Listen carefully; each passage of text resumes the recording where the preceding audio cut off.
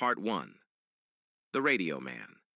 I used to pass by his shop every day after school. It was wedged between an old bookstore and a laundromat with a rusted metal sign that simply read, Holloway's Radio Repair, since 1964. No one called him Holloway, though. We all just called him the Radio Man.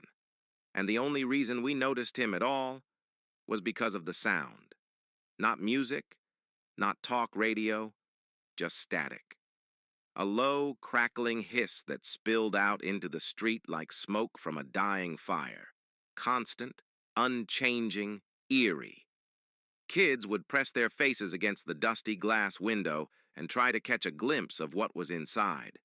But the room was always dim. Shelves lined with old radios, some cracked open, guts exposed, and in the back corner, always the same sight. An old man in a brown cardigan, sitting perfectly still, head tilted slightly, listening. At first we thought he was deaf, then we thought he was senile, then we just assumed he was crazy. He never changed the dial, never reacted to the static, never even looked up, until one day I saw him move. It was raining. I was waiting for the bus under the bookstore awning when the door to the radio shop creaked open. He stepped out, holding an old umbrella that looked like it had been folded since World War II. And as he passed, he stopped. Not to talk, not to smile. He just looked at me. Really looked at me, with eyes that were sharp, focused, alive. Then he said, "You're Marcus's brother." I froze. Marcus had gone missing overseas 2 years earlier. No one in this town, especially not this old man, had ever met him. And yet, here he was, saying his name like it was nothing. I didn't say a word, just stared as he walked away, disappearing into the rain, the sound of static humming faintly from inside the shop. That night I couldn't sleep. I kept hearing it, that hissing noise. It was like it had crawled inside my ears and set up camp in my brain. The next day I went back. The shop was open but empty. No bell, no greeting, just rows of old equipment and the persistent, quiet shh of the radio. He was sitting in the same spot, same sweater, same posture, but when he saw me, he nodded and said, "He's not gone. He's waiting for the right frequency." The frequency. I didn't know what he meant by that. He's waiting for the right frequency. It sounded like nonsense. Like the ramblings of an old man who'd spent too much time around broken electronics and dusty circuits. But I couldn't shake it. That night, I found myself in bed with my laptop open, typing things into search bars like radio frequencies and missing people, static sound and ghost signals. Can voices travel through white noise? I expected nothing, but I found a lot. Stories, forums, threads buried in dark corners of the internet. People claiming they'd heard voices in the static. Some called it auditory pareidolia, the brain making sense of random sounds. Others were convinced it was something else, a signal, a message, a pattern waiting to be understood. I went back to the shop the next day. He was already there, as if he never left. Same clothes, same chair, same hum of static surrounding him like a blanket. I sat across from him. No words between us at first. Just that quiet crackle, like distant wind over dry leaves. Then he said, "You've been searching?" I didn't respond. He nodded anyway, like he already knew. "I used to think it was just a sound," he said. "But the longer you listen, the more you realize. It's not random. It breathes." I didn't know what to say, but I listened. He turned the dial, just slightly, not even a full notch. The sound shifted. Still static, but different. Higher pitch, more compressed. Then, for half a second, something broke through. "Cuss." I jumped. My body literally jerked forward. "Did you hear that?" I shouted. He didn't flinch, just nodded slowly. How did it say my brother's name?"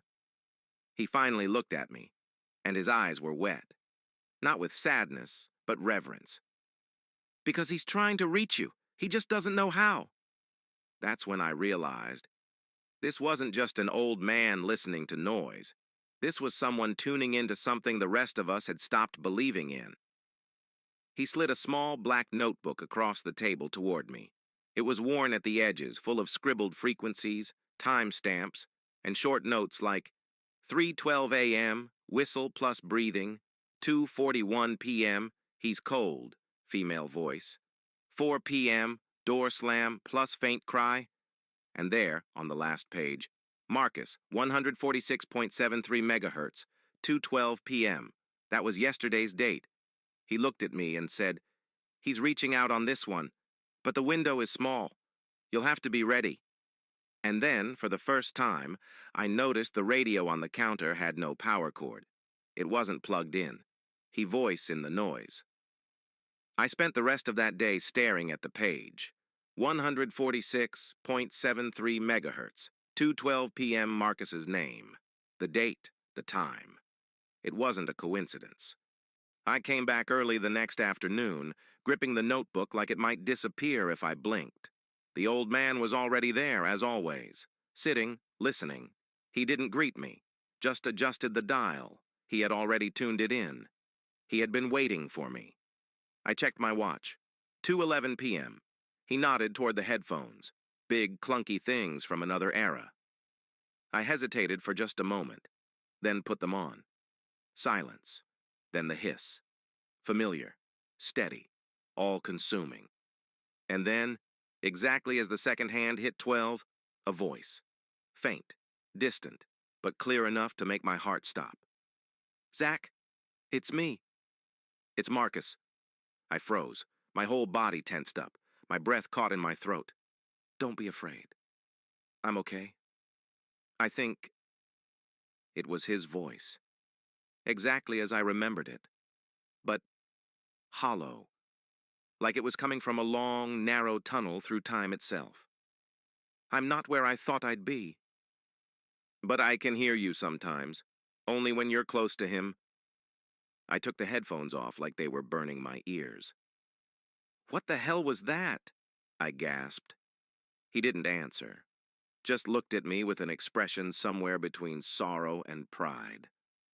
"I told you," he said. "He's not gone." I tried to calm myself, but my mind was racing. Where was Marcus? Was he alive? Captured? Trapped? Was this the afterlife? "Who are you?" I finally asked him. "You're not just some repairman. What is this?" He looked down at his hands, then stood up for the first time since I had met him. "Come with me," he said. We walked to the back room, behind the curtain that separated the shop from whatever was behind it. There, in a narrow, dusty room, sat shelves full of radios. Hundreds of them, all shapes, all eras, each one labeled, each one tuned, each one marked with names and dates. Private James, 1944. Corporal Reyes, 1969. Lieutenant Collins, 2004. Hundreds. Maybe thousands. "This isn't a shop," he said. "It's a station." I stared at the radios, then back at him. "You've been doing this for how long?" He looked at me. "All my life. Since the signal came through from my father. In 1951, next to the wall was a faded military duffel bag, and on the shelf above it, a framed black and white photo. Holloway, Sergeant, United States Army, standing in uniform, young, sharp, alive. "Marcus isn't lost," he said softly. "He's waiting to be heard." That night I couldn't sleep. My ears rang with the sound of static. But beneath the hiss, I could still hear it. His voice. "Marcus. Don't be afraid. I'm okay. I think only when you're close to him." I kept replaying it over and over in my mind. Was it real? A trick? Or something science hadn't yet dared to explain? I went back to the shop the next morning. Holloway was already there. He handed me a new set of coordinates. 5:44 a.m., 147.2 megahertz. "The signal's clearer before the world wakes up," he said. Too much noise once the day begins. I nodded, and at 5:43 I sat down, alone. He didn't stay. The chair where he always sat, empty now, like his job was done. I turned the dial. The noise came instantly, familiar, thick, warm in a strange way. And then, as if summoned by memory itself, "Zach, I don't have much time." My chest tightened. "I remember the river, the snow, Mom's scarf. Tell her I held it every night." I didn't want to go, but it wasn't my choice. Tears slipped down my face before I even realized it. "I see you sometimes. When you dream. I hear you scream my name. But it's not your fault." I clutched the headphones tighter. "There's a place I go, between, not here, not gone. And there's a sound. It helps, like a thread back to you." And then, silence. Not static, not noise, just complete, suffocating silence. I waited. Nothing. And then, one final whisper. "Tell him." "Thank you." The sound vanished. I sat there for a long time. When I finally stood, the shop felt different. Still, as if it had been holding its breath, and finally let go. I turned around and saw the photo on the back wall. Holloway in uniform, a small plaque beneath it. Operator Holloway, guardian of the lost frequencies. I never saw him again. The shop was closed the next day. No sign, no forwarding address. Just dust in the windows and silence inside. But I still listen. Sometimes late at night I'll turn on the radio. Let the static wash over me. And when it's quiet enough, when the world stops spinning just long enough, I swear, I still hear him. Not Holloway. Marcus. I'm still here.